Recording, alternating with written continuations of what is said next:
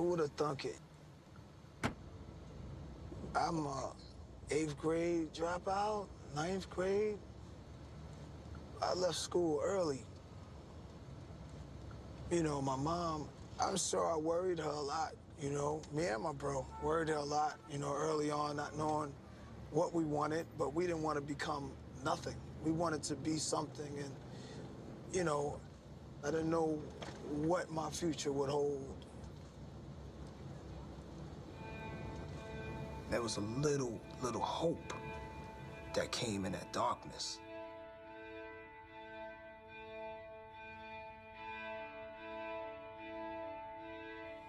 Along came my son Nas, you know. I just felt like a king was born. Every rhyme was like the best shit I ever heard in my life. 8, 9, 10 years old, we're talking about the devil and God. Ain't nobody was really rhyming like that back then. How many people have Illmatic? 1, 2, 3.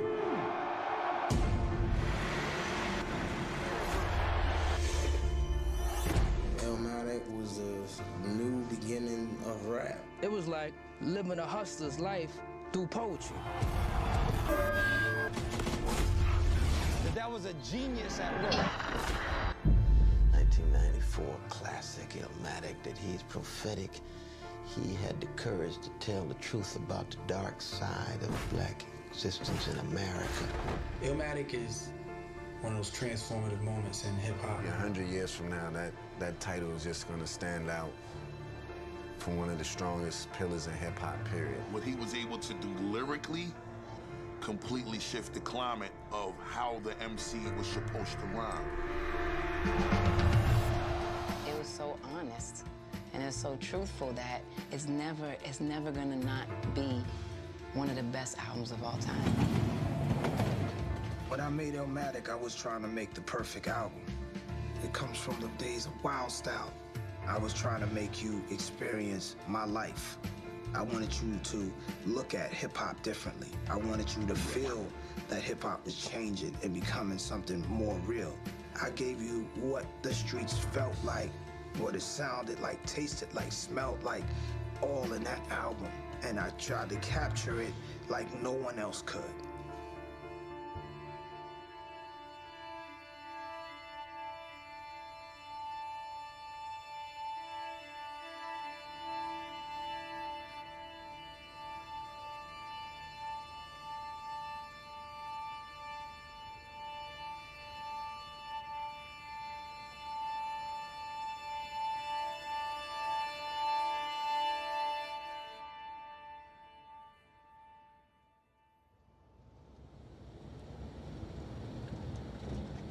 Going to a concert,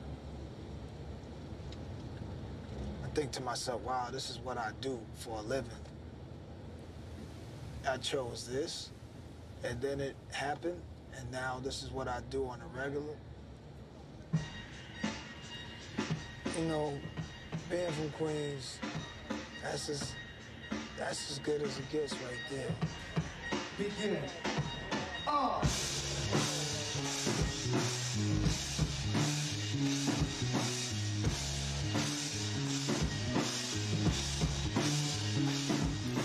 My musical journey ain't start with me. I come from a long line of musicians and artists. It's in my blood. What I am today is an extension of what they were then. You can trace my artistic roots all the way through Natchez.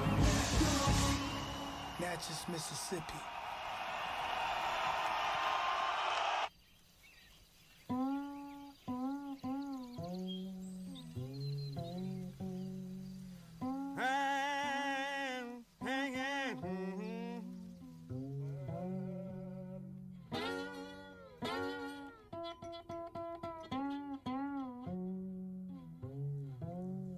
My ancestral name is Oludara. It means God is good. I was born in America, a place called Natchez, Mississippi. It's right on the river. during the heart of segregation.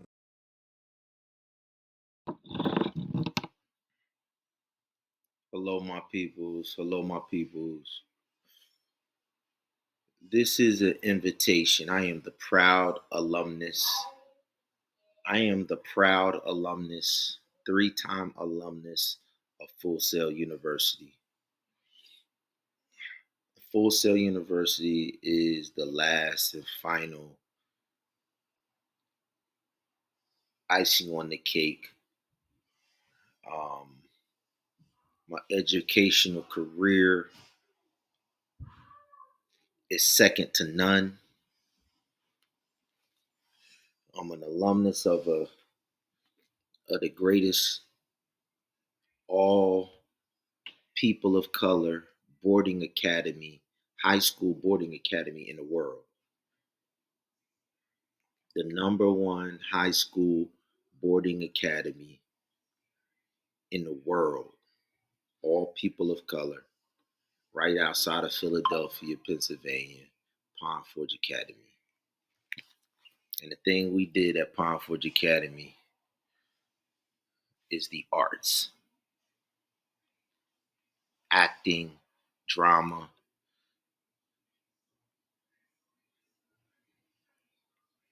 and the drama clubs that I was a part of, Phase 1, all over the world, all over the world. Creative arts were known all over the world.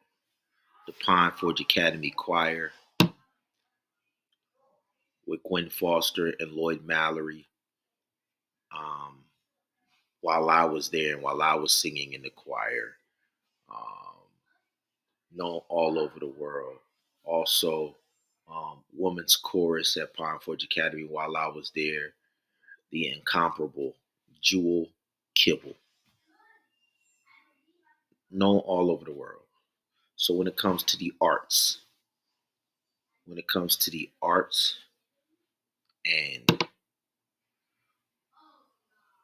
being known all throughout the world and people from all over the world wanting to come to institutions because they know that at our high school, right outside of Pond Forge Academy, we had the best choir, the best drama club.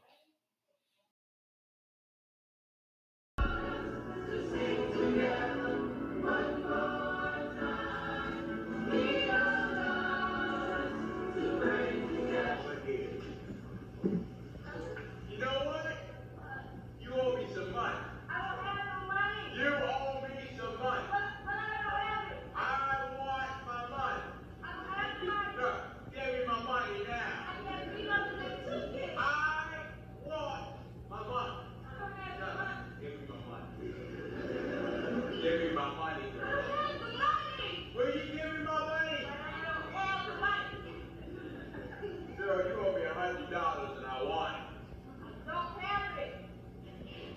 No. I want the money. He's not giving up. So what's that? Give him the money. Hey, I don't have the money. Why are you talking about it?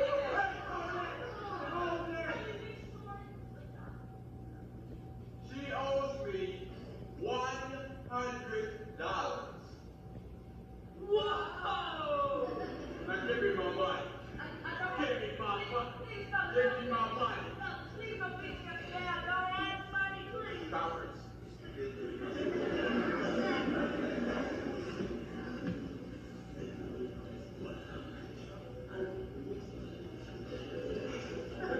Please don't pick me up.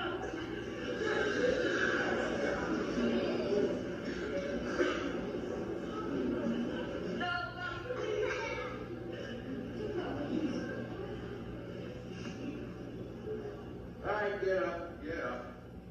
All right, Cheryl. I'm gonna let you off today. Thank you, sir. Because I'm such a nice girl. But I want my money next time I see you.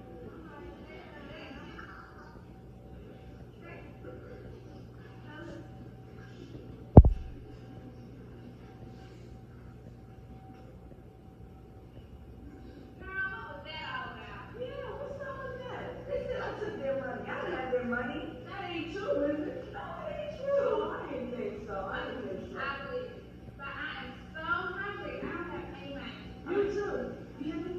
know, I think I do got a little something in here. See, yeah, I got a little, I get a home. Yeah, I'm hungry. Okay, you know, we have to go find something. Yeah, we know. Whoa!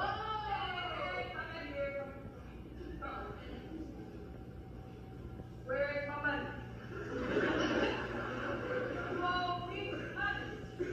And I want my money. I have the money. Where is my money? He owes me money. How much he owe you? He owes me $5.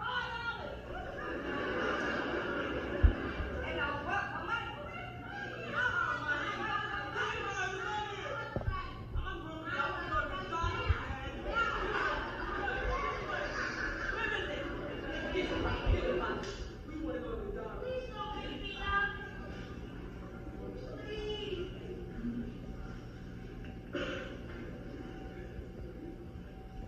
Please don't beat me up.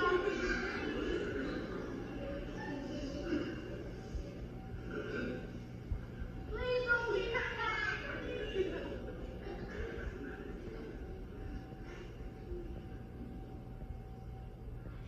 I still want the money. Give me the money.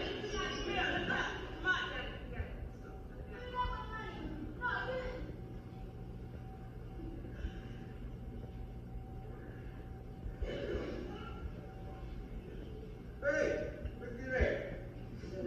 LJ, my man, you look a bit tattered there, like you've been wrestling with rash a little bit.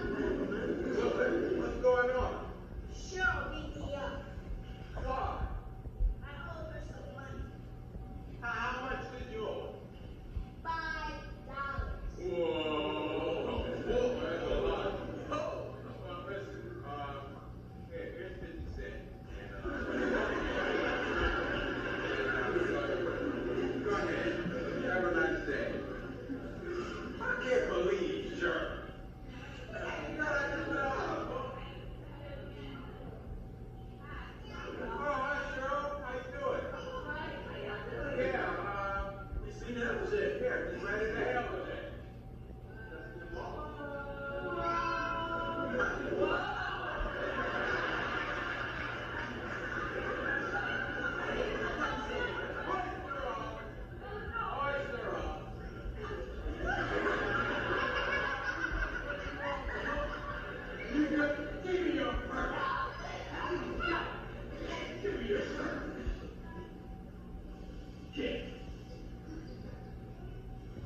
They call themselves Christians.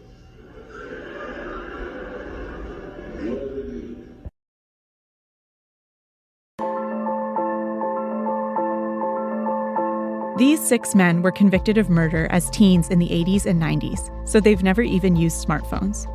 This year, Colorado created a program to make certain longtime inmates eligible for early release, using virtual reality to practice being on the outside. Oh, this is almost like real. This is crazy. Vice News visited the class as the inmates used VR for the first time.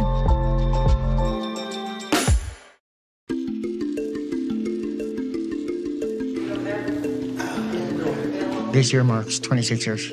I was 16 when I was arrested. April will be 23 years, and I caught my case when I was 16.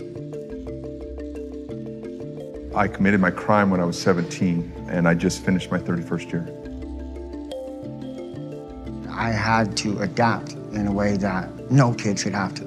I worry every day that somehow not ever functioning in society as an adult it's going to be impossible for me.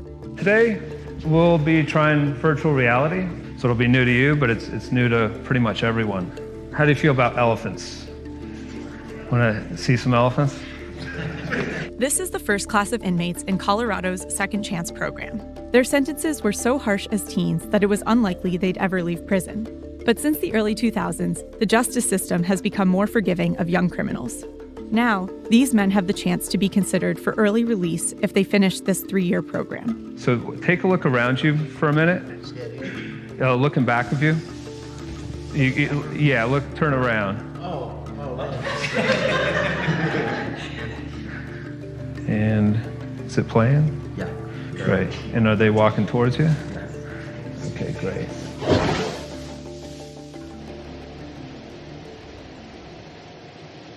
Did you feel like you were there? My stomach is turning. Yeah. Sorry about that. That wasn't cool. I wasn't expecting that. The classes teach them money management and computer skills, but this is the program's main attraction. 360-degree videos get the inmates comfortable with the headsets and show them how much the world has changed. Why don't we try self-checkout? Now I'm going to show you how to check out of a grocery store and pay for the groceries you're buying using self-checkout. And the store trusts the people like that? Yeah, they do. You know, there's often sometimes someone standing around, but by and large, yeah. You will scan and bag your groceries yourself. Unless you need help, there's no store employee involved. What'd you think? That was amazing. It's like you're in there. I didn't know there was that much trust in the world, but that you can check out your own stuff. But I could stay on one of them things all day. It's just a way different world than the world I remember. It was in some ways depressing how much of the world that you've missed, you know, after a quarter century, you know, has gone by. It's a different planet. Yeah, I would not recognize that as a grocery store. No.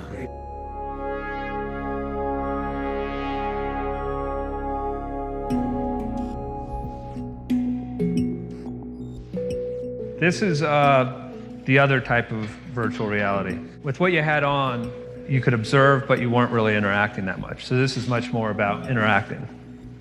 This one is how to do laundry. Okay, what am I doing? Separating the whites? Yeah, let's separate the colors first, and you can put it into one of the other cards.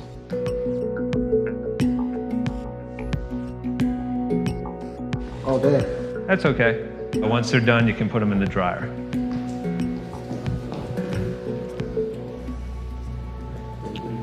Wow. Ethan Muller started developing virtual scenarios for inmates 2 years ago as VR production became cheaper. Oh, you're a tough guy, huh? Is that it? He thinks it's an effective training tool for both sides of criminal justice. He's developing VR to train police officers in conducting traffic stops and de-escalating suicide threats, and to prepare inmates to move between prisons with less anxiety. If you can take the outside world and move it into here so that they can practice before they get out there, I think it's going to be really helpful. I'm pretty sure to teach me the small things, laundry, how to work a debit card, how to work a cell phone. I got to learn those things first in order to move forward. The next one is about how to handle a conflict. And so we're going to put you in a bar, and there's going to be a guy there trying to start a fight. I shouldn't be in a bar anyway, I'm broke. That's right. You looking for a fight? No. You just bumped into me. That boy's tall as hell. Half of all Colorado inmates will return to prison within 3 years of getting out. While data suggests that recidivism is lower for violent criminals, the inmates are worried about their odds. Wow. That's pretty intense. I had a child when I was younger, and well, I can't be a dad, but I can still be a grandpa. I'm just nervous about getting out and succeeding. I want to do everything that I have to do to succeed. If they complete the program, their cases will go to the governor, who will decide whether to let them out. So it's possible their sentences won't change, and they'll stay in prison for decades.